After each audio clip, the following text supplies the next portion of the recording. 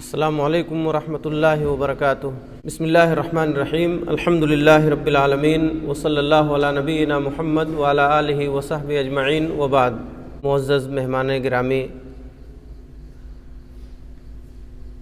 محترم اساتذہ کرام اور عزیز طلباء، انتہائی خوشی کی بات ہے کہ آج ہمارے درمیان ہندوستان کی ایک عظیم اور موقر شخصیت جلوہ افروز ہے۔ میں جامعہ سراج العلوم کوڈو بوڈھیہار میں آپ کی آمد پر آپ کو مبارکباد دیتا ہوں، خوش آمدید اور مرحبا کہتا ہوں۔ بلا تاخیر جس مقصد کے لیے ہم حاضر ہیں اسے پیش کیا جانا چاہیے۔ ہمارے درمیان ہمارے مہمان گرامی قدر جو موجود ہیں، آپ کا آبائی وطن سدھارتھ نگر کا ایک گاؤں تینوا ہے۔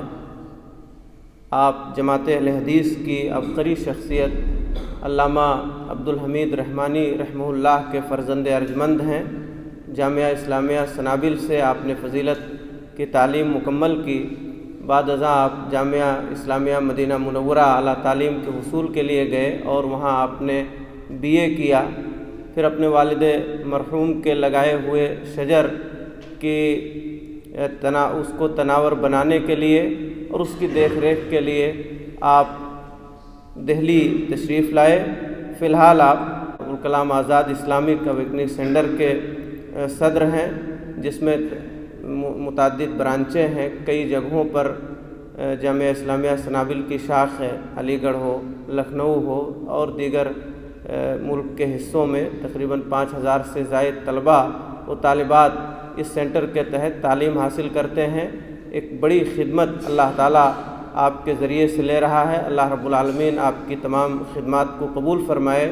تدریسی، دعوتی، تالیفی ہر طرح کی خدمات میں مصروف ہیں، مصروف زندگی ہے اور اس کے باوجود بھی متعدد طرح کی خدمات آپ انجام دے رہے ہیں۔ اللہ تعالیٰ سے دعا ہے بار الہ آپ کی تمام خدمات کو قبول فرمائے، آپ کی یہاں آمد کو قبول فرمائے۔ میں آپ سے مؤدبانہ ملتمس ہوں آپ اسٹیج پر تشریف لائیں اور اپنے پند و نصائح سے ہم اساتذہ و طلباء کو محظوظ۔ السلام علیکم ورحمۃ اللہ وبرکاتہ۔ بسم اللہ الرحمن الرحیم۔ الحمد للہ رب العالمین والصلاة والسلام علی رسولہ الکریم محمد وعلی آلہ واصحابہ اجمعین، اما بعد۔ اعوذ باللہ من الشیطان الرجیم، بسم اللہ الرحمن الرحیم۔ ان الذین قالوا ربنا اللہ ثم استقاموا تتنزل علیہم الملائکہ الا تخافوا ولا تحزنوا وابشروا بالجنة التي کنتم توعدون۔ عزیزان گرامی قدر، اساتذہ کرام اور ادارے کے ذمہ داران، مجلس کی ابتدا میں جن مبارک آیات کی تلاوت پیش کی گئی، وہ آیتیں دراصل آپ کی زندگی کی ترجمانی ہیں، جس میں اللہ رب العالمین نے استقامت، جماؤ اور اسی طریقے سے مضبوطی کے ساتھ دین کو تھامنے اور اس پر چلنے کی اہمیت اور فضیلت کا تذکرہ فرمایا ہے۔ اور ظاہر سی بات ہے کہ وہ طالبان علوم نبوت جو قرآن و سنت کو منہج سلف کے مطابق اپنے خاندانوں کو، اپنے گھرانوں کو چھوڑ کر کے مدرسے کی چہار دیواری میں آ کر کے زندگی گزار کر کے حاصل کرتے ہیں، وہ اس استقامت پر جتنے بہتر طریقے سے قائم ہو سکتے ہیں، دنیا کی کوئی قوم نہیں قائم ہو سکتی۔ تو میں سمجھتا ہوں کہ اس آیت کریمہ میں جو فضائل اور استقامت کی جو بھی فضیلتیں ذکر کی گئی ہیں، اس کے اولین مخاطب آپ حضرات ہیں۔ مجھ کو یہاں پر اس بات کا حکم دیا گیا ہے کہ میں اساتذہ گرامی قدر کے سامنے بھی کچھ باتیں رکھوں۔ میں اپنے آپ کو اس قابل نہیں سمجھتا ہوں، کیونکہ یہاں پر مجھ سے سینئر لوگ بلکہ ایسے افراد بھی موجود ہیں جو میرے والد گرامی رحمۃ اللہ علیہ کے عہد سے اور ان کے نشاطات سے واقف رہے ہوں گے۔ اور ان سے ان کے ساتھ اٹھنا بیٹھنا استفادہ کرنا یہ سلسلہ ان کے ساتھ رہا ہوگا، تو جو میرے والد کے ساتھ اٹھا بیٹھا ہو اس کو میں کن بنیادوں پر نصیحتیں کروں گا اور کن بنیادوں پر اس کے سامنے کوئی بات رکھوں گا، میں اس کی کوئی توجیہ نہیں پاتا ہوں۔ اور دوسرے اساتذہ کرام ہیں جو ہمارے دور کے ہیں یا بعد کے ادوار کے ہیں، علمی لحاظ سے، تقوی اور پرہیزگاری کے لحاظ سے، تدریس کے لحاظ سے، شریعت کو سمجھنے کے لحاظ سے میں ان کو اپنے سے زیادہ بہتر پاتا ہوں۔ لہذا میرے مخاطب آپ طلبہ ہیں، بلکہ ممکن ہے کہ آپ طلبہ میں کچھ ایسے طلبہ موجود ہوں جن کی صلاحیتیں ہم سے زیادہ اونچی ہوں، یا جن سے ہمارے ملک کے مستقبل کے لیے زیادہ امیدیں وابستہ کی جا سکتی ہوں۔ یہ حوصلہ افزائی، یہ طلبہ کے ساتھ بہتر انداز کی امیدیں رکھنا، یہ ہماری ذمہ داری ہے۔ میں آپ کے سامنے چند ٹوٹی پھوٹی چیزیں ذکر کرنے کے لیے حاضر ہوا ہوں، اور تھوڑی دیر میں اپنے خطاب کو ختم کر کے آپ سے رخصت ہو جاؤں گا۔ بنیادی طور سے 2-3 چیزیں مجلس سے متعلق مجھ کو آپ کے سامنے ذکر کرنی ہیں۔ ایک تو آپ کے سامنے قرآن مجید کی تلاوت کر دی گئی جو رب کائنات کی سب سے عظیم حمد و ثنا ہے۔ اس کے بعد کسی حمد کی ضرورت تو رہ نہیں جاتی، لیکن یہ ایک پرانی ریت ہے مدارس اسلامیہ کی جو پیش کی جاتی ہے، اور اس کے اندر کوئی عیب نہیں ہے۔ لیکن ایک عیب ہے جو موجودہ دور کی نئی نسل میں چلتا چلا آ رہا ہے اور رواج پکڑتا چلا جا رہا ہے۔ وہ عیب کیا ہے، میں اس کی جانب اشارہ کرنا چاہتا ہوں۔ مغربی یو پی میں واقع ایک عظیم ادارہ، تعلیمی ادارہ جو پوری دنیا میں ایک مرکزیت رکھتا ہے، میں نام نہیں لینا چاہوں گا، اس ادارے کے رئیس القراء کے شاگردوں کا خود میرے ساتھ یہ بیان ہے کہ ہمارے جو قاری صاحب ہیں وہ تلاوت کلام پاک کو سکھانے کے لیے، تلاوت کی لے اور راگ الاپنے کے لیے، اس کے اتار چڑھاؤ کو سکھانے کے لیے پہلے ہم کو کمرہ بند کر کے گائے کاروں کے گانے سکھاتے ہیں، اور اس کے بعد ہم اس طرز پر قرآن مجید کی تلاوت کرتے ہیں اور اس کی مشق کرتے ہیں، اور دنیا کے بڑے بڑے مسابقات میں ہمارے بہترین سے بہترین نمبرات آتے ہیں اور پوزیشنیں آتی ہیں۔ یہ ایک ریت ہے، ایک غلط نظریہ ہے جو کسی دوسرے سے ہمارے اندر داخل ہوتا چلا جا رہا ہے۔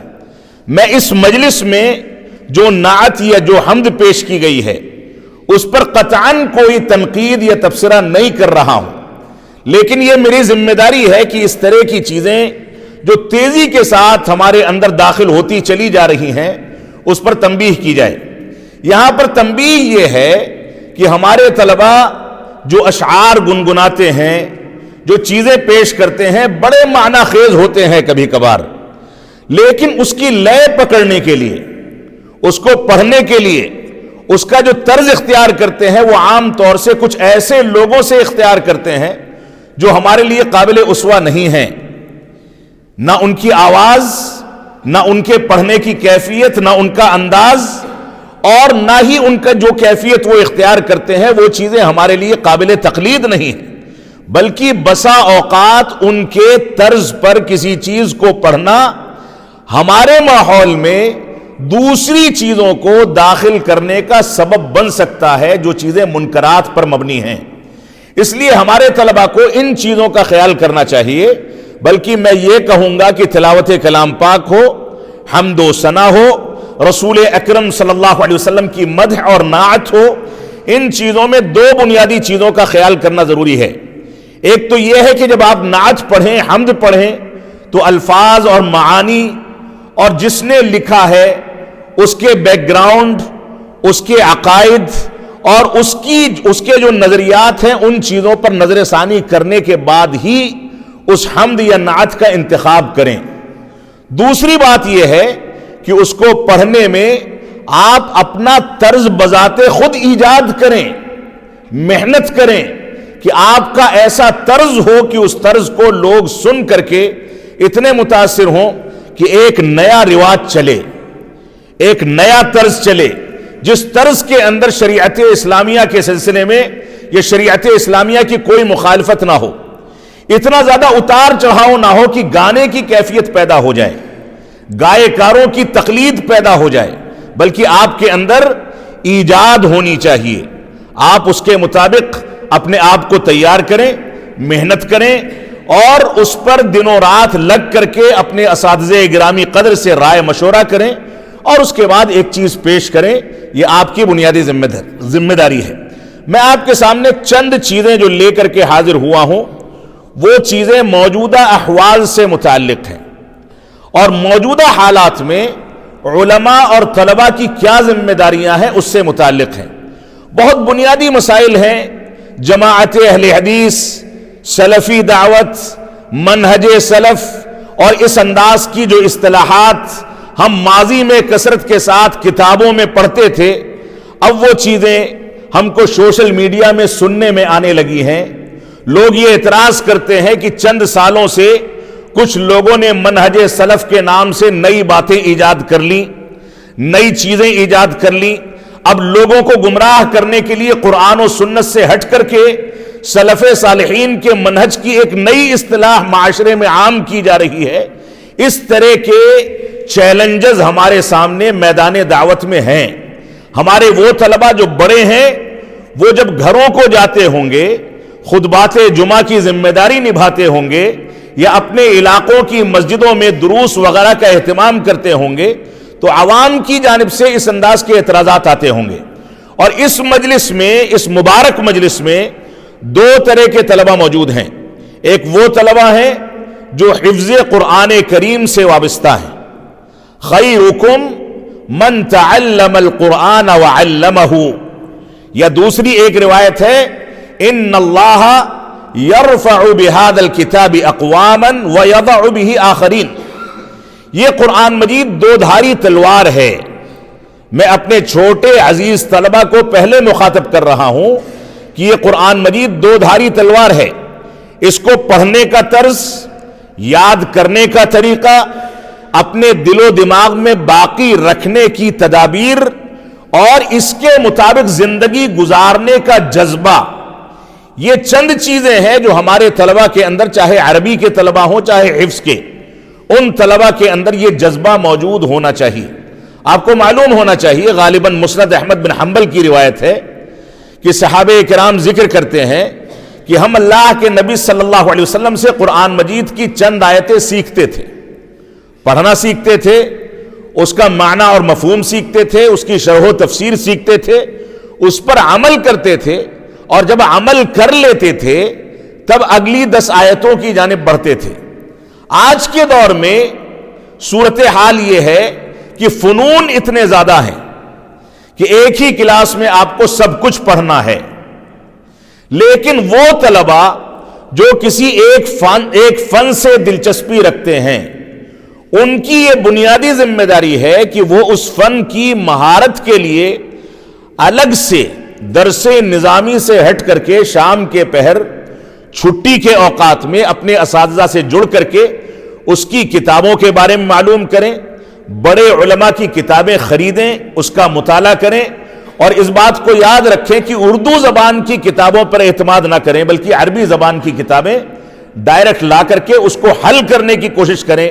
اس سے آپ کی زبان بھی مضبوط ہوگی، اور جو اصل مرجع و مصدر ہے ہماری شریعت کا، اس سے جب کوئی چیز حاصل کی جائے گی تو اس کے اندر اصالت ہوگی، بنیاد ہوگی۔ تراجم میں بہت ساری چیزیں ایسی آ جاتی ہیں جو ہم کو اطلاع نہیں ہوتی کہ یہ صحیح ہے یا غلط ہے، اور وہ ہمارے ذہن میں بیٹھ جاتی ہے۔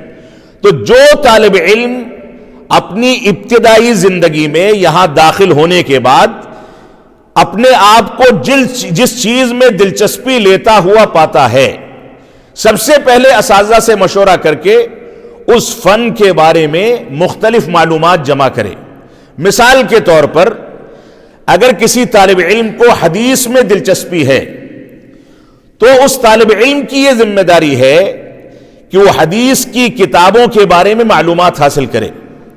اس کے بعد اس کے لیے اگر وہ متخصص بننا چاہتا ہے تو ایک بہت آسان طریقہ ہے، وہ طریقہ یہ ہے کہ آپ کسی ایک صحابی رسول کو منتخب کیجئے جس کی زندگی سے آپ متاثر ہیں یا زیادہ متاثر ہیں. صحابہ کرام سے یقیناً ہم سب سے متاثر ہیں، لیکن جس کی زندگی میں آپ کو ایسے واقعات ملتے ہیں جو آپ کو زیادہ متاثر کرتے ہیں، اس صحابی رسول کا انتخاب کریں اور ایک ڈائری بنائیں ہر سال کی الگ.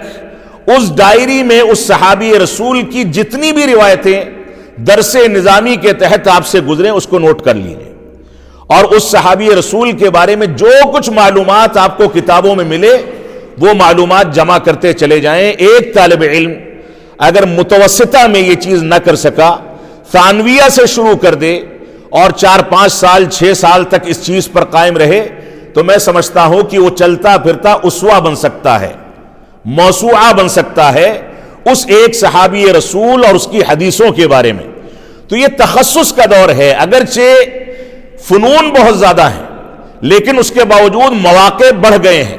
تو ہماری یہ ذمہ داری ہے کہ ہم قرآن مجید کے حفظ کے لیے جو طلبہ آئے ہیں وہ طلبہ قرآن مجید کے ساتھ دلچسپی دکھائیں، اس کو یاد کریں اور صحابہ کرام کے طرز پر ابھی سے اس کو سمجھنے کی کوشش کریں، اس پر عمل کریں، اور اس بات کو سمجھ لیجئے کہ کوئی بات رٹ لی جائے اور کوئی بات عملی شکل میں اپنی زندگی میں نافذ کر لی جائے، ان دونوں میں زمین آسمان کا فرق ہے.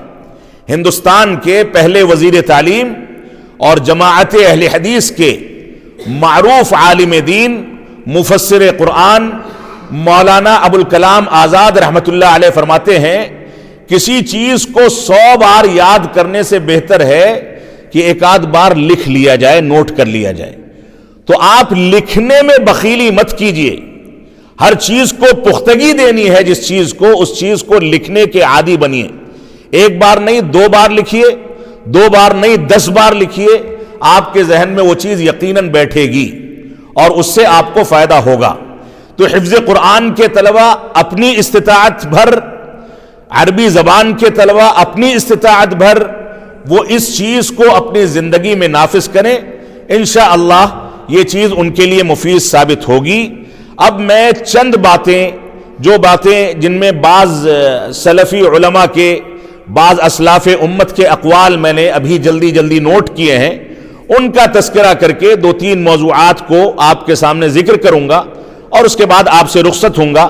سب سے بنیادی چیز جو ہے، اگرچہ میں طلبہ سے مخاطب ہوں لیکن اس بارے میں علماء کے سامنے بھی یہ گزارش رکھوں گا کہ آج کے دور کا ایک بڑا المیہ یہ ہے کہ ہمارے سامنے دین کا، شریعت کا، قرآن و سنت کا کوئی مسئلہ اگر آتا ہے تو ہم اس سے پہلے کہ اس کی گہرائی میں جائیں، قرآن و سنت کے دلائل کو کھنگالیں، اس سے متعلق سارے دلائل کو جمع کریں.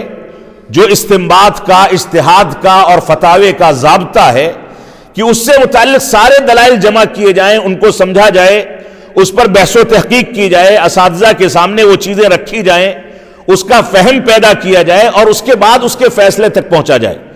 آج کا دور جو ہے وہ اس کا ایک المیہ یہ ہے کہ آدمی مطالعہ نہیں کرنا چاہتا. جو مسئلہ آتا ہے بڑے آرام کے ساتھ موبائل کھولا، چند چیزیں دیکھی اور فیصلہ کن بات کر دی. گویا دوسرے الفاظ میں آپ یہ کہیں کہ آج کے دور کا المیہ یہ ہے کہ ہم علمی بنیادوں پر فیصلہ کرنے کے بجائے اپنی رائے پر فیصلے کو مقدم کرتے ہیں. اور یہ المیہ آج کے دور میں طلبہ میں اپنی جگہ پر ہے اور علماء کے اندر بھی یہ چیز داخل ہوتی چلی جا رہی ہے. جبکہ اسلاف امت رائے کو پیر کی ٹھوکر پر رکھتے تھے، اپنی رائے کی بنیاد پر کبھی کوئی بات کہہ دی تو ایسا لگتا تھا کہ اپنی زندگی کا سب سے بڑا گناہ انجام دے دیا، اور رائے سے ہمیشہ دور بھاگا کرتے تھے. صحابہ کرام کو آپ دیکھ لیں، صحابہ کرام کے بعد علماء، تابعین، تابعین، علماء مجتہدین اور علماء محدثین سب کو دیکھ لیں، رائے کبھی کسی نے قائم نہیں کی، بلکہ یہاں تک صورتحال ہوتی تھی کہ دلائل کی بحث و تحقیق کرتے، نتیجے پر نہیں پہنچتے تو یہ کہتے کہ میں جس نتیجے پر پہنچا ہوں یہ ہے لیکن دوسرے علماء اس کے زیادہ جانکار ہیں، ان سے رجوع کر لیا جائے. یہ امانت علمی کا تقاضا تھا. تو موجودہ دور کا ایک المیہ یہ ہے کہ ہم رائے پر اعتماد کرنے لگے ہیں، اور وہ رائے کسی عالم دین کی ہو تو قدر غنیمت ہو سکتی ہے. وہ رائے ہر اس جاہل کی لی جاتی ہے جس کو دین کے اصولوں سے واقفیت نہیں ہے، جو دین کی بنیادوں سے واقفیت نہیں رکھتا، جو دین کے اصولوں کو نہیں سمجھتا، دین کی بنیادوں کو نہیں سمجھتا. اس کے باوجود سوشل میڈیا کا ایک پلیٹ فارم کھول کر کے بیٹھ گیا اور ساری دنیا کا مفتی اور علامہ بنا بیٹھا ہے. اور المیہ یہ ہے کہ علماء اور طلبہ بھی اسی کو سنتے ہیں جس کے ویوز زیادہ ہوں، جس کو لائکس زیادہ ملیں، جس کو زیادہ سنا جاتا ہو. آج کے دور میں ایسی شخصیات ہیں کہ جن کے بارے میں نام لے کر کے علماء کے سامنے تنقید کر دی جائے جبکہ وہ شخصیت عالم نہیں ہے تو علماء ناراض ہو جاتے ہیں کہ آپ نے ان کے اوپر تنقید کیسے کر دی. بھائی ایک عالم اگر غیر عالم پر اس کے غلط مناہج کی بنیاد پر تنقید نہیں کرے گا تو کیا کرے گا؟ تو یہ امر بالمعروف اور نہی عن المنکر کا فریضہ علم کی بنیاد پر لے کر کے چلنا، علم کی بنیاد پر کوئی رائے قائم کرنا، علم کی بنیاد پر کوئی فتویٰ دینا اور اپنی نجی رائے سے یا چند لوگوں کی رائے سے بچتے ہوئے دین کے مسائل کو حل کرنا، یہ بہت بنیادی مسئلہ ہے. عمر بن خطاب رضی اللہ تعالیٰ عنہ کی جانب ایک قول مروی ہے، ایک قول منسوب ہے، ایاکم و اصحاب الرائے فإنہم اعداء السنن. اے لوگوں خبردار، رائے دینے والوں سے بچو، کیونکہ رائے دینے والے یہ سنتوں کے دشمن ہیں، حدیث رسول کے دشمن ہیں. اور اعیتہم الاحادیث ان یحفظوها، فرماتے ہیں کہ حدیث کو یاد نہ کر سکے، حفظ نہیں کر سکے، حدیث کا حق ادا نہیں کر سکے، تو ایسی صورت میں انہوں نے کیا کہا؟ فقالوا بالرائے، تو اپنی رائے کے ذریعے گفتگو کرنے لگے. فضلوا واضلوا، جب رائے کے ذریعے گفتگو کی تو خود بھی گمراہ ہو گئے اور لوگوں کو بھی گمراہ کر دیا. تو ہمارے طلبہ کی سب سے بنیادی ذمہ داری ہے کہ اس چیز سے بچیں. اللہ کے نبی عبداللہ بن مسعود رضی اللہ تعالیٰ عنہ سے ایک روایت ہے، کہتے ہیں لا یزال الناس بخیر ما اخذوا العلم من عن اکابرہم، کہ لوگ تب تک خیر و برکت میں رہیں گے جب تک اپنے بڑوں سے علم حاصل کرتے رہیں. بڑوں سے یعنی علماء سے، وہ علماء جو حقیقی علماء ہیں، جو قرآن و سنت اور منہج سلف کو پختگی کے ساتھ سمجھتے ہیں، اللہ رب العالمین کا تقوی رکھتے ہیں، اللہ رب العالمین سے ڈرتے ہیں. کوئی بات کہتے ہیں، کوئی فتویٰ دیتے ہیں تو پہلے 10 بار سوچتے ہیں کہ کہیں میں غلط رائے قائم نہ کر دوں، غلط فتویٰ نہ دے دوں. اور امام مالک رحمۃ اللہ علیہ کا وہ قول ہمارے سامنے ہونا چاہیے جس میں امام مالک رحمۃ اللہ علیہ کے شاگردوں نے ذکر کیا کہ آخری وقت میں جب سکرات کا عالم تھا تو بلکتے تھے، روتے تھے. لوگوں نے پوچھا ایسا کیوں ہے؟ آپ تو امام اہل سنہ ہیں اور امام و دار الہجرہ ہیں، تو آپ اتنا زیادہ کیوں تڑپ رہے ہیں؟ تو انہوں نے کہا کہ میرے پاس ایک وفد آیا تھا، اس نے مجھ سے چند سوالات کیے جس میں سے اکثر کے بارے میں نے یہ کہہ دیا کہ مجھ کو اس کا علم نہیں ہے، لیکن 4 کے جوابات دے دیے. 38 یا 40 سوالات تھے، 4 کے جو جوابات دیے ہیں اس پر پچھتا رہا ہوں کہ کہیں ایسا نہ ہو آخرت میں میرا مواخذہ ہو جائے کہ تم نے یہ جواب کیوں دیا ہے. آج کے دور میں ہم اس بات پر پچھتاتے ہیں کہ ہم نے اس کا جواب کیوں نہیں دیا. معاملہ پلٹ چکا ہے. اور میں اخیر میں ایک روایت لاؤں گا آپ کے سامنے، آپ اس کے پس منظر میں جب ان باتوں کو سنیں گے، سمجھیں گے تو آپ کے سامنے یہ چیزیں واضح ہو جائیں گی. اسی طریقے سے حذیفہ بن یمان رضی اللہ تعالیٰ عنہ فرماتے ہیں فتنوں کے بارے میں، آج کے دور میں سب سے زیادہ فتنے ہر اس گروہ کے اندر موجود ہیں جو دین سے جتنا زیادہ قریب ہے. اور دوسرے الفاظ میں یہ کہیں کہ دوسرے مکاتب فکر کے یہاں ان کے امام نے جو بات کہہ دی، ان کے عالم نے جو فتویٰ دے دیا، وہ حرف آخر ہے، اس کے لیے جان تک نچھاور ہے، اور اس سے سرے منہ انحراف کرنے کو وہ حرام سمجھتے ہیں.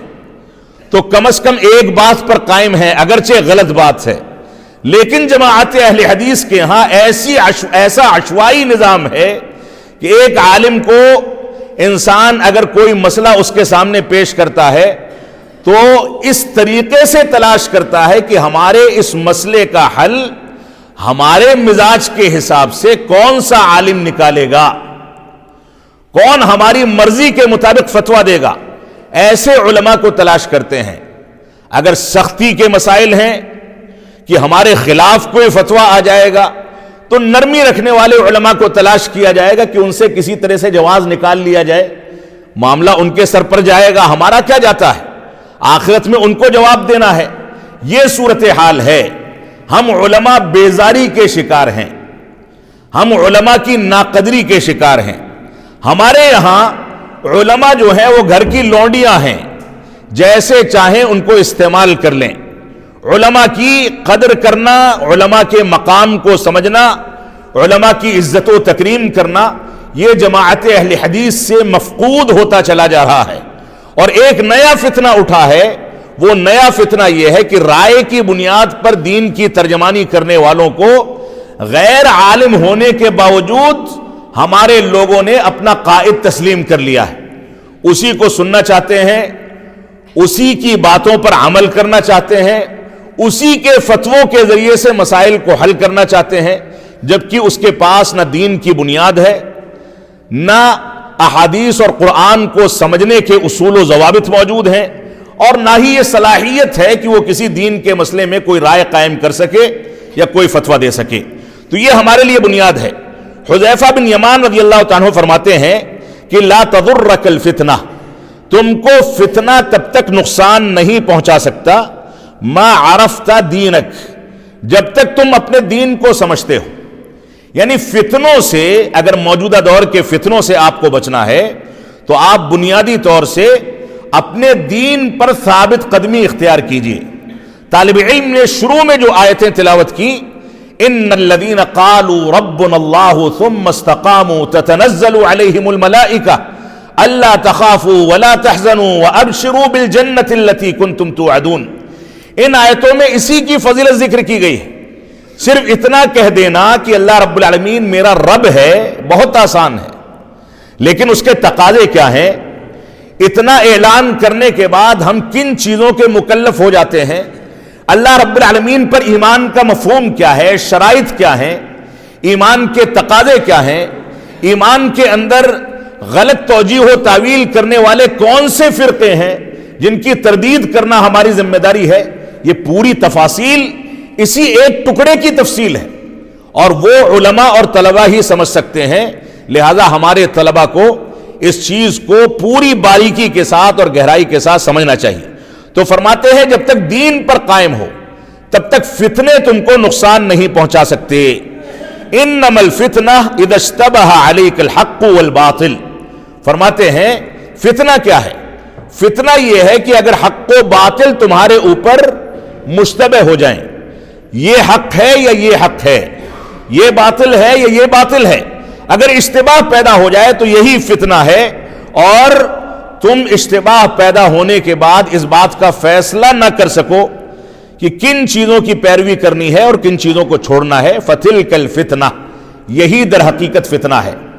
تو جہالت یہ موجودہ دور کا سب سے بڑا فتنہ ہے، جس جہالت کی بنیاد پر ہم نے اپنے دین کو ضائع کر دیا اور تباہ کر دیا۔ اسی طریقے سے عالم اسلام کے معروف عالم دین ہیں شیخ صالح فوزان حفظہ اللہ، اللہ رب العالمین ان کو صحت و تندرستی عطا فرمائے، وہ کہتے ہیں کہ فتنے جو ہیں موجودہ دور کے، یہ طوفان کے مانند ہیں۔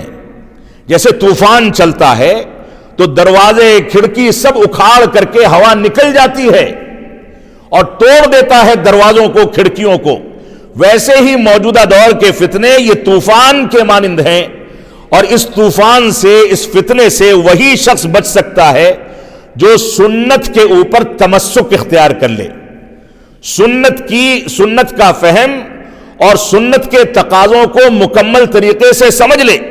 تو جو شخص سنت کے مطابق تمسک اختیار کرے گا، سنت کے مطابق چلے گا، وہ شخص ان فتنوں سے اور اس طوفان سے اپنے آپ کو بچا سکتا ہے، کیونکہ یہ سنت ہی انسان کو فتنوں سے بچاتی ہے۔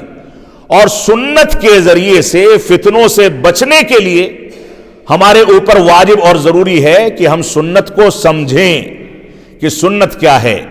آج کے دور میں اہل قرآن کا فتنہ ہے، قرآن مجید کی آیتوں کے ذریعے لوگوں کو گمراہ کرنے کا فتنہ ہے۔ پڑوسی ملک سے خواتین اور مرد حضرات کے ایسے ایسے ویڈیوز اور آڈیوز ہمارے ہندوستان کی ہر جیب اور ہر موبائل کے اندر سنے جاتے ہیں، جو لوگ قرآن مجید کے نام پر نہ جانے کون سی غلط شرح و تفسیر پیش کر کے اس دنیا سے چلے گئے، یہ اب بھی پیش کر رہے ہیں، اور ان کی زبان کی شیرینی اور موجودہ دور کے فتنوں کے نتیجے میں مستقبل کی پیشین گوئیوں کی تطبیق اور اسی طریقے سے غلط انداز کی توجیہ و تعویل جو ہم کو بڑی بھاتی ہے، ذہن میں بیٹھ جاتی ہے، دل اس کو بہت پسند کرتا ہے، ان چیزوں کو ہم حق سمجھ کر کے اس کے پیچھے دوڑ رہے ہیں۔ تو یہ فتنوں کا دور ہے۔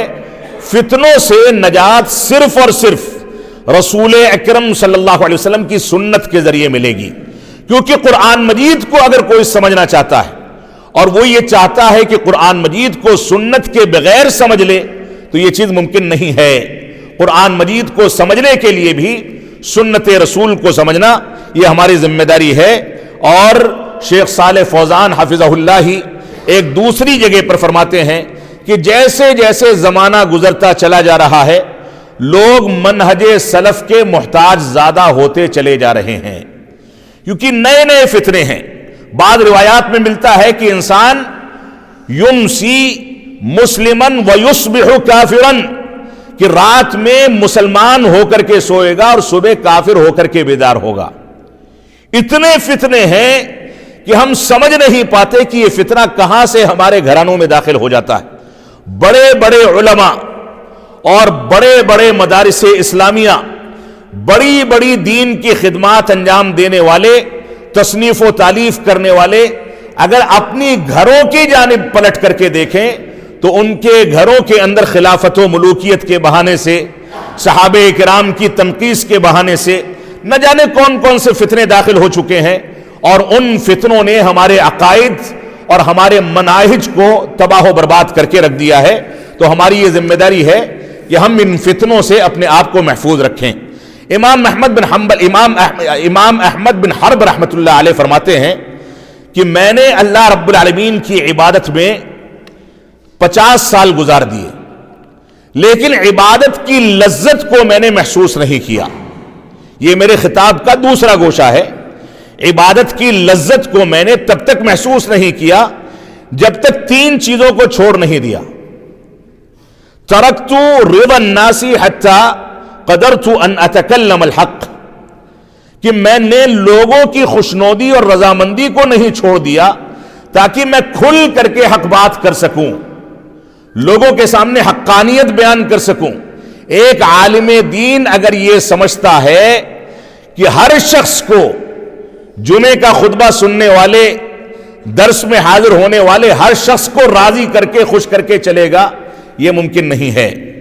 یہ خوشی انبیاء کو تو نہیں مل سکی، تو آج کے علماء کو کہاں سے ملے گی؟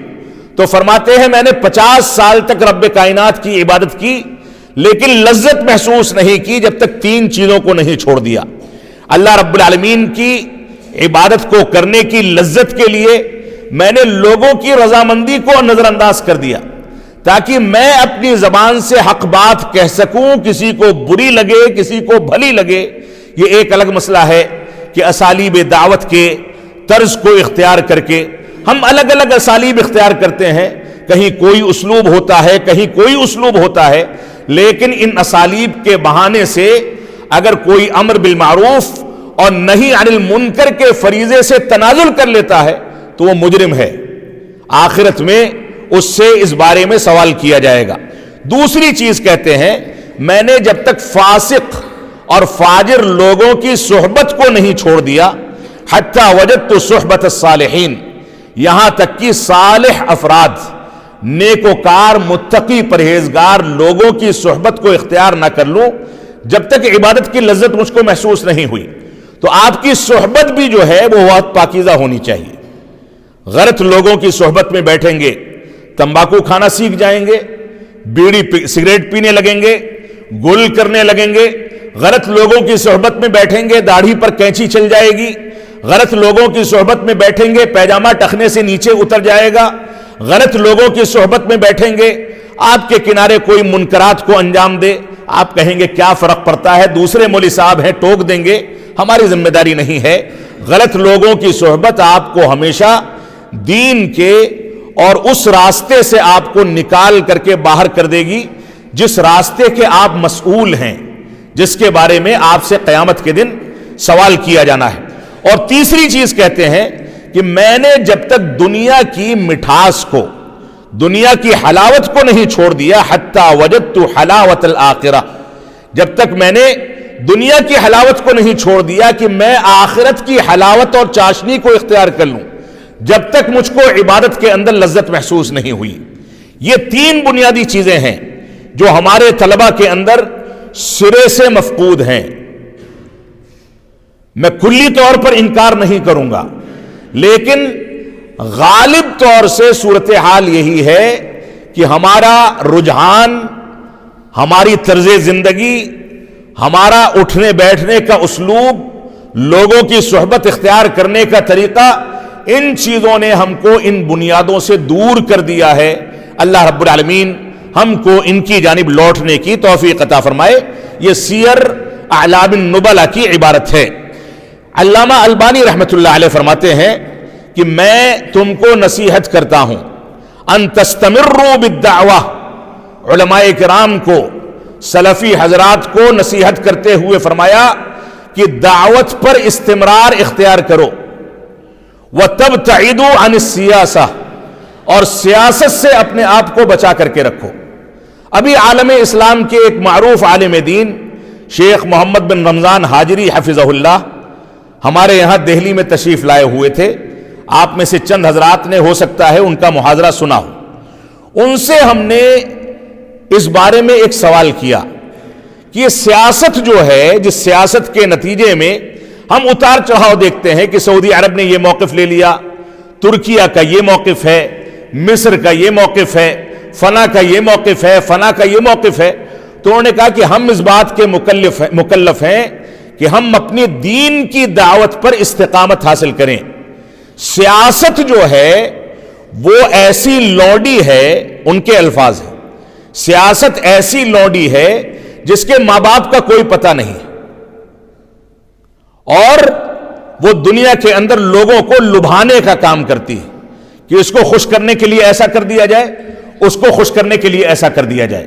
یہ سیاست بہت گندی چیز ہے، اور اسی کے تناظر میں یہ قول میں نے آپ کے سامنے پیش کیا ہے۔ علامہ البانی رحمۃ اللہ علیہ فرماتے ہیں کہ تم دعوت و تبلیغ پر استمرار حاصل کرو، دلائل کا مطالعہ کرو، بحث و تحقیق کرو، اور سیاست سے اپنے آپ کو بچا کر کے چلو، یہی تمہارے لیے خیر ہے اور یہی باقی رکھنے والی چیز ہے۔ مستقل طور پر جذباتیت کا شکار ہو کر کے ہم غلط فیصلے کر لیتے ہیں، سیاست میں پڑ جاتے ہیں۔ کوئی ویڈیو ہمارے سامنے آ گیا، اس کی تحقیق نہیں کی کہ یہ حقیقت ہے یا افسانہ ہے، یہ حقیقت ہے یا اتہام ہے، اور اس کی بنیاد پر پوری تحریریں تیار کر دی جاتی ہیں، پورے خطبے تیار کر لیے جاتے ہیں، اور پتہ یہ چلتا ہے کہ وہ جو ویڈیو یا واقعہ ہمارے سامنے آیا تھا وہ جھوٹا تھا، اور اس کی بنیاد پر منبر رسول کو بھی ناپاک کر دیا گیا۔ یہ صورتحال ہے جذباتیت کی پیروی کرنے کے نتیجے میں۔ تو حقیقت پسند بنے، کسی چیز پر فوراً فیصلہ نہ کریں، اس کی تحقیق کریں، تحقیق کرنے کے بعد اس کے حقائق تک پہنچیں، اور اس کے بعد بڑوں سے مشورہ کریں، اور مشورہ کرنے کے بعد کوئی فیصلہ کریں، تو یہ ہماری ذمہ داری ہے۔ اسی طریقے سے علامہ البانی رحمۃ اللہ علیہ فرماتے ہیں کہ جس راستے پر ہم چل رہے ہیں، طریق الی اللہ طویل، جس راستے پر ہم چل رہے ہیں اللہ رب العالمین کا راستہ اور سبیل، وَأَنَّ هَذَا صِرَاطِي مُسْتَقِيمًا فَاتَّبِعُوهُ وَلَا تَتَّبِعُوا السُّبُلَ، یہ جو راستہ ہے یہ راستہ بہت طویل ہے، بہت لمبا ہے۔ علامہ البانی رحمۃ اللہ علیہ کا فرمان ہے، کہتے ہیں وَنَحْنُ نَمْضِي فِيهِ كَالسُّلْحَفَاتِ، ہم اس پر چلتے ہیں کچھوے کی چال، جلد بازی نہیں کرتے، جذباتیت سے فیصلہ نہیں کرتے، بلکہ کچھوے کی چال چلتے ہیں، اور ہمارا مقصد جو ہے الغایہ ولیست الغایۃ ان نصل لنہایت الطریق، ہمارا مقصد یہ نہیں ہے کہ راستے کے اخیر تک پہنچ جائیں، سفر مکمل ہو جائے، بلکہ ہمارا مقصد یہ ہے کہ ان نموت ونحن علی الطریق، کہ ہم جب مریں تو اسی راستے پر مریں، چاہے اس کی انتہا تک پہنچ سکے نہ پہنچ سکے۔ اور حقیقت یہ ہے کہ دنیا کے اندر بڑے بڑے علماء و محدثین پیدا ہوئے، کوئی راستے کی انتہا تک نہیں پہنچ سکتا ہے، کیونکہ یہ اسلامی تعلیمات، اس کا دائرہ بہت وسیع ہے۔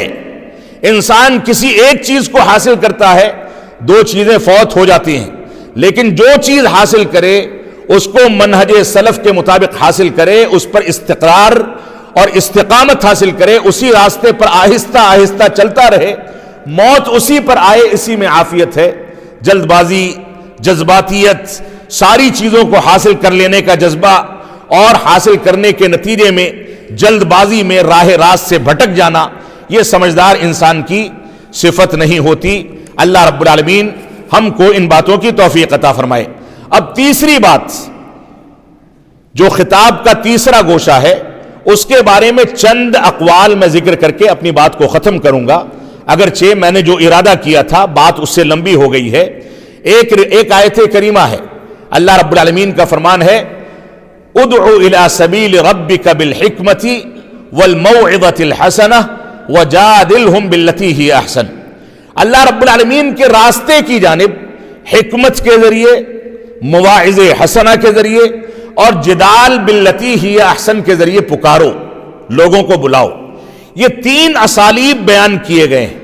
ہمارے طلبہ کی یہ ذمہ داری ہے کہ ان تینوں اسالیب کو سامنے رکھ کر کے مدعو کے احوال کے لحاظ سے اسلوب دعوت کو اختیار کریں۔ پہلا اسلوب کیا ہے؟ حکمت۔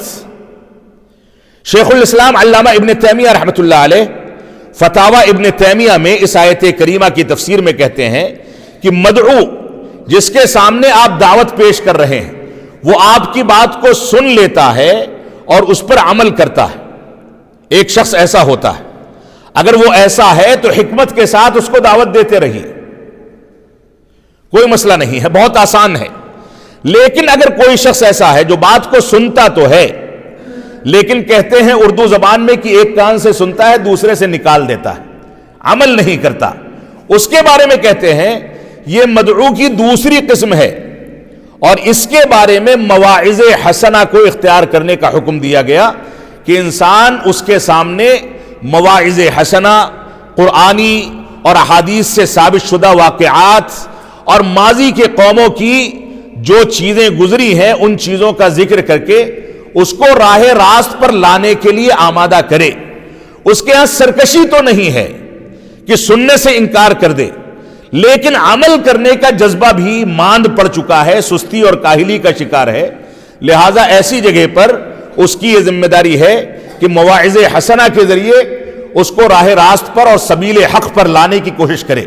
اور تیسرا وہ شخص ہوتا ہے مدعوین میں جو آپ کی بات کو سننا ہی نہیں چاہتا، جو یہ کہتا ہے کہ ان کو بخاری کا بخار آتا ہے، جو یہ اتہام لگاتا ہے کہ یہ انگریزوں کی اولاد ہیں، جو یہ کہتا ہے کہ یہ غلط طریقے سے احادیث کی شروحات پیش کرتے ہیں، جو نہ جانے کون کون سے اتہامات ہم پر لگاتا ہے، ایسے لوگوں کے سامنے تیسرا اسلوب ذکر کیا گیا، جدال باللتی ہی احسن۔ ان کے سامنے کھری کھری باتیں کر کے اپنی حجت قائم کر دی جائے، اور ضرورت پڑے تو دلائل کی روشنی میں ایسے دلائل پیش کیے جائیں کہ وہ مبہوت رہ جائیں، ان کے پاس جواب نہ بن پڑے۔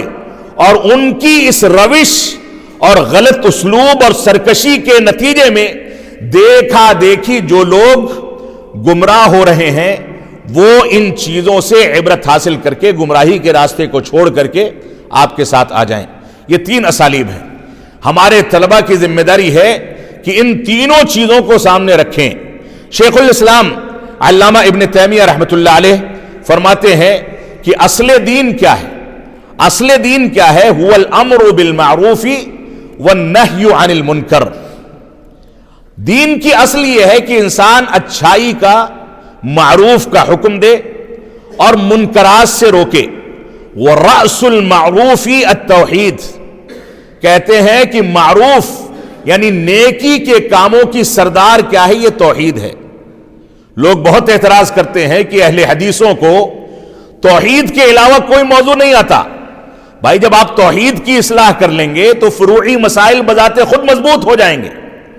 تو رأس المعروف هو التوحید، معروف کی جو بنیاد ہے وہ توحید ہے.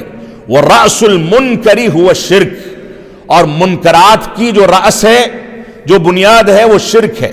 لہذا ایک طالب علم کی ذمہ داری ہے کہ توحید کے تقاضوں کی تکمیل کرے، اس کے جزئیات کو سمجھے، اس کی تفاصیل کو سمجھے، اس کی شرح و تفسیر کو سمجھے، اس کے تقاضوں کو سمجھے، علماء سے لپٹ کر کے اس کو سمجھنے اور اس کا شعور پیدا کرنے کی کوشش کرے، اور اس کے مطابق دعوت و تبلیغ کرے، اور ساتھ ہی نہیں عن المنکر کے تقاضے کے تحت شرک کی تردید کرے.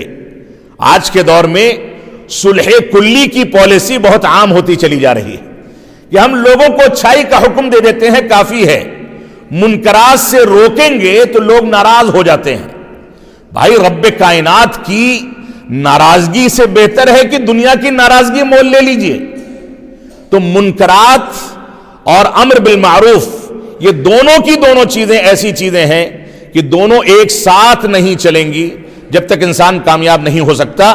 اور شیخ الاسلام علامہ ابن تیمیہ رحمۃ اللہ علیہ ایک دوسری جگہ پر جامع المسائل کے اندر اس بات کا ذکر موجود ہے. فرماتے ہیں کہ الایمان نصفان، ایمان جو ہے یہ دو چیزوں کا نام ہے، ایک صبر اور ایک شکر. طلبہ کے اندر نہ صبر ہے نہ شکر ہے. کھانا تھوڑا سا خراب ہو جائے، انتظامیہ دنیا کی سب سے خراب انتظامیہ قرار پائے گی، اور کچھ مشکلات لاحق ہو جائیں تو صبر کرنے کے بجائے آسمان سر پر اٹھا لیں گے. آپ کیا سمجھتے ہیں کہ آپ کے ذمہ داران پسینے اور خون سے سینچ سینچ کر کے جس انداز سے ان چیزوں کی آبیاری کرتے ہیں، بھیک مانگ مانگ کر کے آپ کی پرورش کرتے ہیں، آپ کو لا کر کے کھلاتے ہیں، تینوں وقت کا کھانا بنا بنایا آپ کے سامنے پیش کیا جاتا ہے، نہ آپ کو برتن دھونے ہیں، نہ انتظام کرنا ہے، نہ کھانا پکانا ہے. ایسا سسٹم جا کر کے آپ یونیورسٹیوں میں دیکھ لیجئے، کہیں نہیں ملنے والا. یہ مدارس اسلامیہ کی خیر ہے کہ یہاں پر یہ چیزیں موجود ہیں. تو صبر سے بھی کام لیں، تکلیف پر صبر کریں گے تو اجر ملے گا، اور نعمتوں پر شکر گزاری کریں گے تو بھی اجر ملے گا. اور اس چیز کا تذکرہ رسول اکرم صلی اللہ علیہ وسلم نے اپنی احادیث کے اندر بھی کیا ہے کہ مومن کا معاملہ عجیب و غریب ہے. جب مشکل لاحق ہوتی ہے تو صبر کرتا ہے اور اس کو اجر ملتا ہے، اور جب اس کو نعمتیں ملتی ہیں تو شکر ادا کرتا ہے، اور شکر ادا کرنے پر بھی اس کو اجر ملتا ہے. اس وجہ سے ہم اس بات کا مکمل خیال کریں. اور شیخ الاسلام علامہ ابن تیمیہ رحمۃ اللہ علیہ ایک دوسری جگہ پر ارشاد فرماتے ہیں الانسان لیس لہ ان یتکلم بلا علم لأن النفی لا فی النفی ولا فی الثبات. فرماتے ہیں کہ نفی ہو یا اثبات ہو، یعنی کسی چیز کا انکار کرنا ہو یا کسی چیز کا اقرار کرنا ہو، کسی بھی چیز میں کسی مسلمان کے لیے یہ چیز جائز نہیں ہے کہ وہ گفتگو کرے بغیر علم کے. علم بنیاد ہے. اچھائی کا حکم دینا ہے تو علم بنیاد ہے، برائی سے روکنا ہے تو علم بنیاد ہے. بغیر علم کے اگر آپ یہ کام انجام دیں گے تو نتیجہ یہ ہوگا غلطی کریں گے. اور شروع میں ذکر کیا فضلوا واضلوا، خود بھی گمراہ ہوں گے، دوسروں کو بھی گمراہ کریں گے. اور اسی طریقے سے ابن رجب حنبلی رحمۃ اللہ علیہ فرماتے ہیں کہ لا تقوم الساعہ، قیامت اس وقت تک قائم نہیں ہوگی جب تک علم جہل نہ بن جائے اور جہالت علم نہ بن جائے. اور یہ ساری کی ساری چیزیں ایسے ہی انقلاب اور الٹتی پلٹتی رہیں گی آخری زمانے میں. یعنی قیامت جتنے قریب آئے گی علم کو جہالت، جہالت کو علم سمجھا جائے گا، اور اسی طریقے سے لوگ حقائق کو تبدیل کرتے چلیں گے. اور رسول اکرم صلی اللہ علیہ وسلم نے اس بارے میں 1400 سال پہلے پیشین گوئی فرما دی رویبضہ کے بارے میں.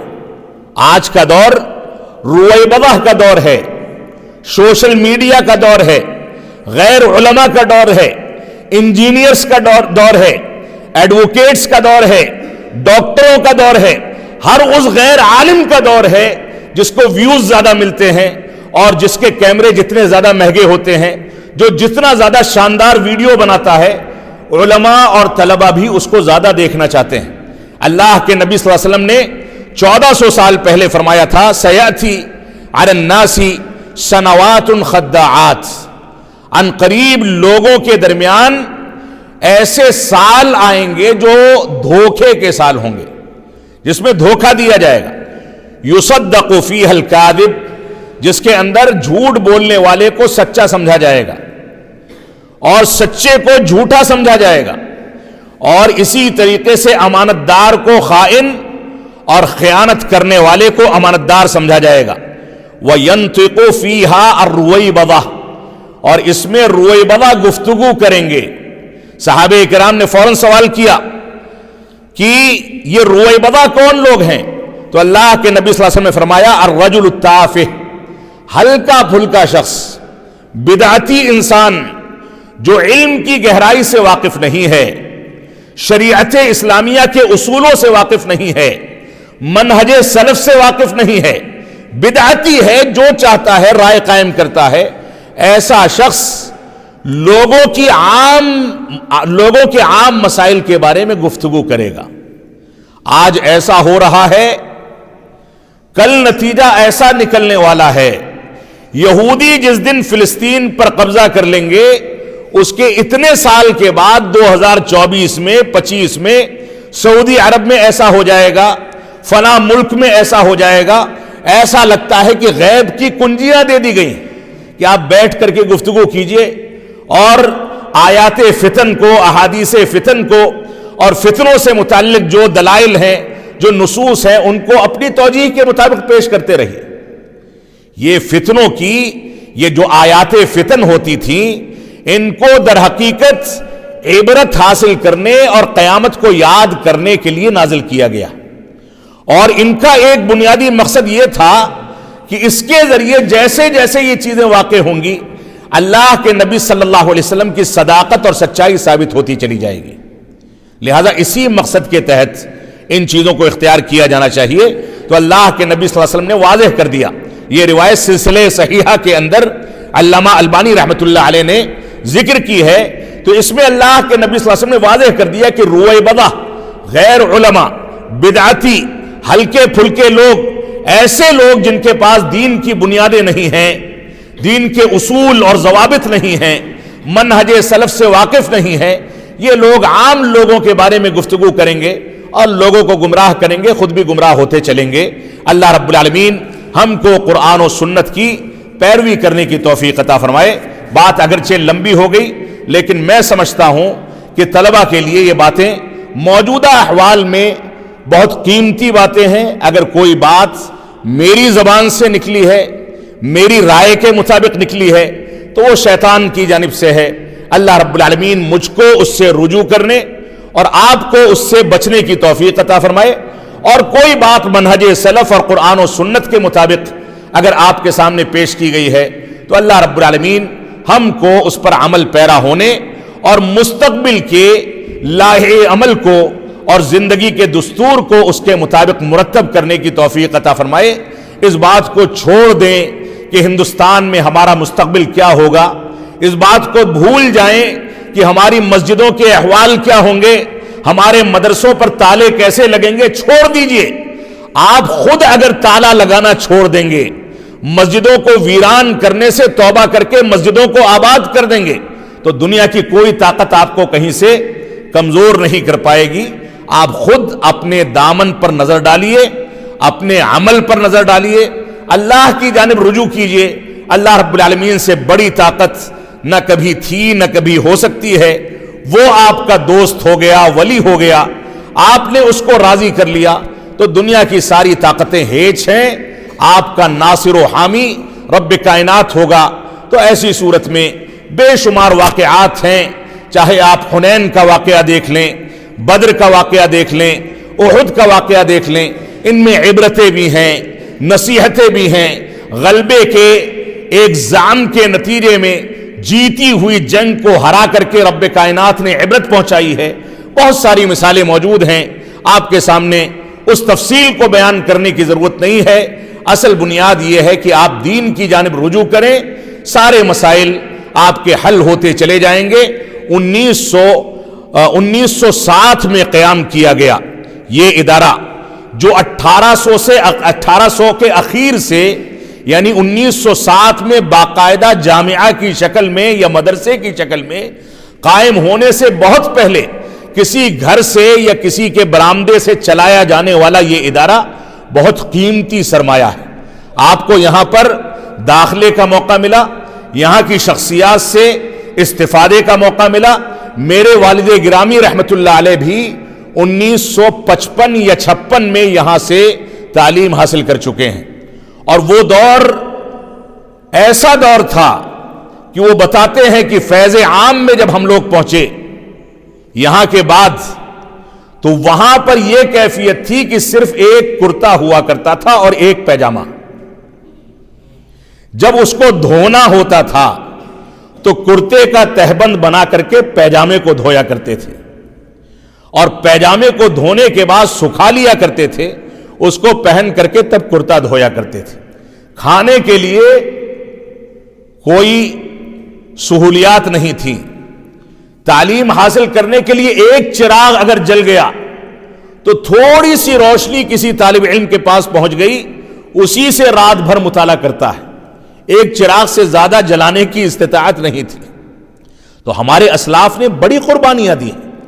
آپ اسی ادارے کی تاریخ کو پڑھ لیں، شیخ الحدیث نے اس کو قائم کیا۔ مولانا اقبال رحمانی صاحب رحمت اللہ علیہ یہاں پر جو شخصیت گزری ہے، ان کی مثال دنیا کے کم اداروں کے اندر ملے گی۔ ویسے تقوی، پرہیزگاری، تربیت کا جذبہ، دوسروں سے تعلقات، اس انداز کی چیزیں دوسری جماعتوں میں تو بالکل ہی مفقود ہیں، اور جماعت کے بڑے بڑے ادارے اس انداز کے مخلصین سے محروم رہے ہیں۔ آپ کے لیے بہت بڑی نعمت ہے، آپ اس کا فائدہ اٹھائیں۔ آپ امتداد ہیں ان علماء کا جن علماء نے یہاں سے تعلیم حاصل کر کے ہندوستان ہی میں نہیں پوری دنیا کے اندر قرآن و سنت اور منہج سلف کا ڈنکا بچایا ہے۔ آپ امتداد ہیں، انہی کے بعد کے حصے ہیں۔ آپ کے اسلاف نے بڑے کارنامے انجام دیے ہیں، اس لیے آپ اس بات کو ہلکا نہ سمجھیں کہ آپ کو جامعہ سراج العلوم بوڈیہار کے اندر تعلیم حاصل کرنے کا موقع مل گیا۔ یہ بڑی عظیم نعمت ہے۔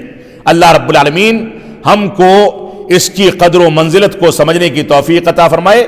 وصلی اللہ علی نبینا محمد وعلی آلہ وصحبہ وسلم، والسلام علیکم ورحمۃ اللہ وبرکاتہ۔ جزاکم اللہ خیرہ۔ انتہائی قیمتی باتیں آج جناب کی زبانی ہمارے سامنے آئیں۔ اللہ تعالی ہم سب کو ان باتوں پر عمل کی توفیق عطا فرمائے، شیخ کی آمد کو قبول فرمائے۔ اللہ رب العالمین آپ کے علم و عمل میں برکت عطا فرمائے، اور دنیا اسلام کو آپ کے علمی سرمایے سے تادیر مستفید ہونے کی توفیق بخشے۔ میں اخیر میں جامعہ کے شیخ الجامعہ جناب مولانا ثناء اللہ صاحب سلفی حفظہ اللہ سے گزارش کرتا ہوں مائک پر تشریف لائیں اور کلمات تشکر، اختتام و دعا سے اس مجلس کا اختتام فرمائیں۔ السلام علیکم ورحمۃ اللہ وبرکاتہ۔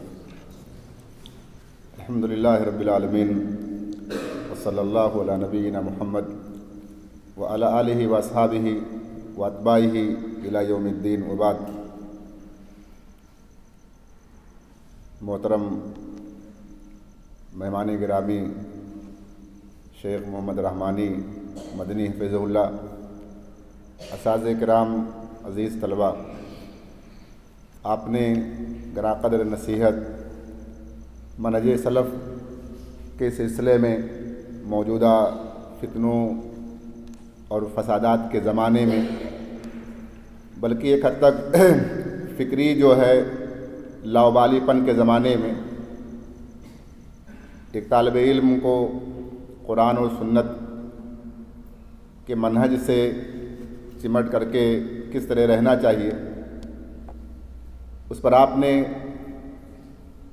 बेहतरीन और अच्छी और कीमती बातें जो है सुनी हैं। मैं कुछ से ज़्यादा वक्त आपका नहीं लूँगा। पहली बात तो यह है कि अल्लाह सुब्हानहू व तआला का शुक्र और एहसान है कि इसके फजल व करम से इस मजलिस के इनेकाद की तौफीक मिली। उसके बाद शेख साहब का शुक्रिया। वैसे भी आप आज सफ़र में थे और शादी के प्रोग्राम से लौटे हैं, थकावट के आसार हैं, फिर भी आपने मेहनत और मशक्क़त के बावजूद कीमती बातें पेश की। कि दो तीन चीज़ें हम लोगों के लिए भी लाजिम और ज़रूरी हैं, वो सलफ़ के मनहज के हवाले से। शुरू में शेख साहब ने एक बात ये कही कि इस वक्त जो तलबा नज़्म पढ़ते हैं वो दर हकीकत आमतौर से गानों का उसलूब होता जा रहा है। बम्बई में एक साहब हैं, अब तो खैर उनका जो दावत व तबलीग का काम था वो रुक गया है। उनके बारे में बाकायदा ये मालूम है, हमारे भाइयों ने, हमारे साथियों ने भी बात बताई कि उनका जो फंक्शन होता था साल के आखिर में, इसको इस्लामिक सॉन्ग और इस्लामिक डांस और इस्लाम के नाम से, तो बाकायदा शुभ दुनिया से यानी फ़िल्मी दुनिया से अदाकार आते थे और वो बताते थे कि हाथ कब उठाना है, कैसे उठाना है, किस तरह करना है। वो उनके यहाँ चीज़ थी और मौजूद है। उसी पस मंज़र में एक बात और भी है कि सलफ़ का जो मनहज है अल्लाह सुब्हानहू व तआला का एक दिया हुआ एक इनाम है। ये इनाम है दर हकीकत जो अल्लाह सुब्हानहू व तआला ने दिया, और जिस मनहज का इम्तिदाद हम और आप हैं। और मुझे याद पड़ता है वो शामी आलिम का वो कौल अल्लामा खौली का कि वो फ़िल हिंद अल-आन ताइफ़तुन तहतदी बिस्सुन्ना फ़ी कुल्लि उमूरिद्दीन वला तुक़ल्लिदू अहदम मिनल फ़ुक़हा वलल मुतकल्लिमीन वहिया ताइफ़तुल मुहद्दिसीन। कहते हैं कि तीसरी सदी हिजरी के बाद दुनिया में इस तरह के लोग नहीं पाए गए जिनका नुक्ते नज़र इस अंदाज का हो जो हिंदुस्तान के आले हदीस उलमा ने अंजाम दिया।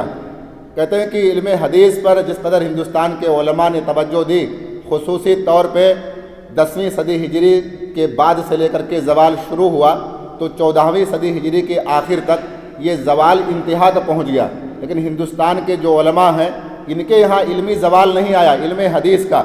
और आगे कहते हैं उसमें उलाइकल्लज़ीना उजिदा बैनहुम हुफ़्फ़ाज़ुन लिल हदीस व दारिसून लहा अला नहवी मा कानत तुदरस फ़िल क़र्नि सालिस अल हिजरी हुर्रियतन फ़िर राय व नज़रन फ़िल असानीद। कह रहे हैं कि हिंदुस्तान के उलमा के यहाँ हदीस को पढ़ने और पढ़ाने का वही अंदाज़ था जो तीसरी सदी हिजरी में था, यानी जो इस्लाम का, मुसलमानों का गोल्डन एज है। गोल्डन एज है सनदों पर कलाम करना, रिवायत और लोगों की राय को कुरान और सुन्नत के पस मंज़र में जो है वो परखना, देखना, उस कसौटी पर ये बात पूरी उतर रही है कि नहीं। आगे वो कहते हैं कि हिंदुस्तान में अब भी एक जमात है जो हर मसले में सुन्नत से रहनुमाई हासिल करती है, वही ताइफ़तुल मुहद्दिसीन। और ये मुहद्दिसीन की जमात है।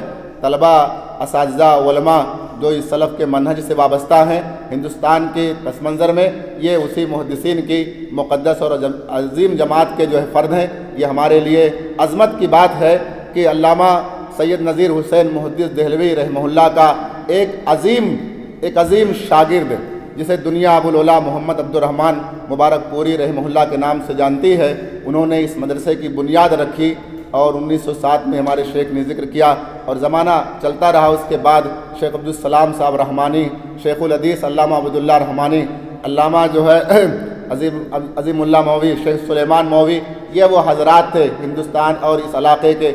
अल्लामा मोहम्मद इकबाल साहब जो है, शेख मोहम्मद यासीन साहब और दीगर हज़रात ने ये काम किया। और जामिया इस वक्त अपने तालीमी जो मराहिल से गुज़र रहा है, मुख्तलिफ़ शोबे हैं, शोबे अरबी, शोबे हिफ्ज़ और निस्वा है, जिसमें कल शेख का ख़ताब भी होगा बच्चियों के सामने।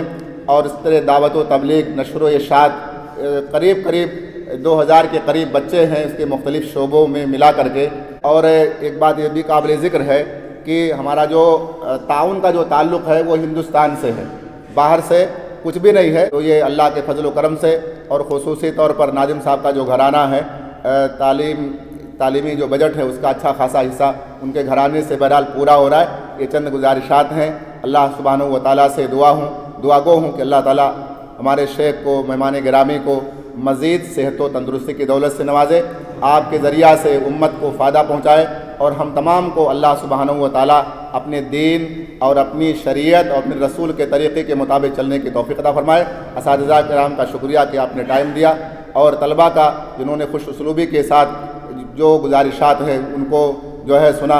اللہ سبحانہ و تعالیٰ ہم تمام کی حاضری کو شرف قبولیت سے نوازے، ہمیں زندہ رکھے، حقیقی معنی مسلمان بنا کر کے رکھے، اور اس وقت خصوصی طور پر جو مسلمان دنیا کے مختلف حصوں میں پریشان حال ہیں، اللہ تعالیٰ ان کا حامی اور ناصر ہو، اور یہ جو مدارس ہیں دنیا کے کسی بھی حصے میں ہوں، ہندوستان کے کسی بھی علاقے اور کسی بھی کونے میں ہوں، اللہ سبحانہ و تعالیٰ ان کی حفاظت فرمائے، ان کو قائم اور دائم رکھے، اور ہمیں زندہ رکھے، حقیقی معنی مسلمان بنا کر کے رکھے، ہمارا خاتمہ ہو ایمان پر، اسلام پر اور عقیدہ توحید پر ہو۔ اللہم آمین۔ اقول قولی ھذا استغفر اللہ لی ولکم، والسلام علیکم ورحمۃ اللہ وبرکاتہ۔